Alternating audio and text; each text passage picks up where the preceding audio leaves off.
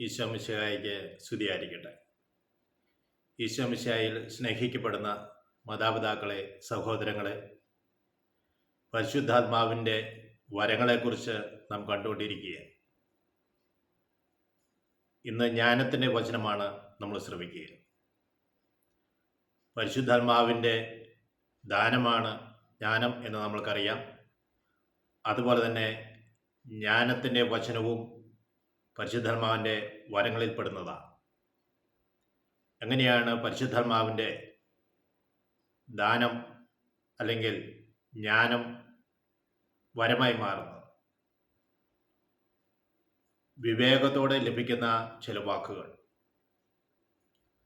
ഇത് നാം സംസാരിക്കുമ്പോൾ കേൾക്കുന്നവർക്ക് അനുകമ്പയും ആർദ്രതയും ക്ഷമിക്കുവാനും പ്രത്യാശയോടുകൂടി മുന്നോട്ട് പോകുവാനുമുള്ള ഒരു മനോബലം ലഭിക്കും.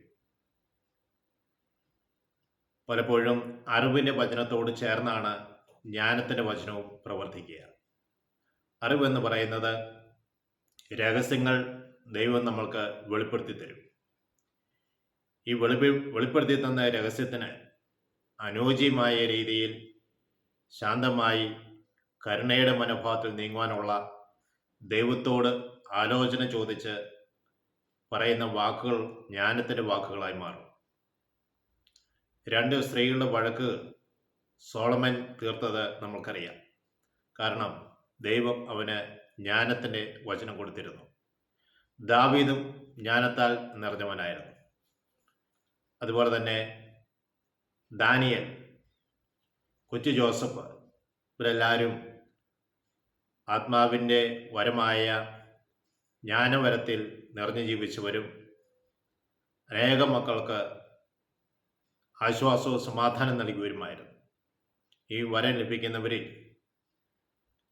അവർ അറിവിൻ്റെ വചനത്തിൻ്റെ കാര്യം പറഞ്ഞ പോലെ തന്നെ ഒരു ശാന്തതയിലും എളിമയിലും വിനയത്തിലും ദൈവസ്നേഹത്തിലും ദൈവഭക്തിയിലും അവർ ജീവിക്കുവാൻ ബദ്ധശ്രദ്ധരായി മാറും.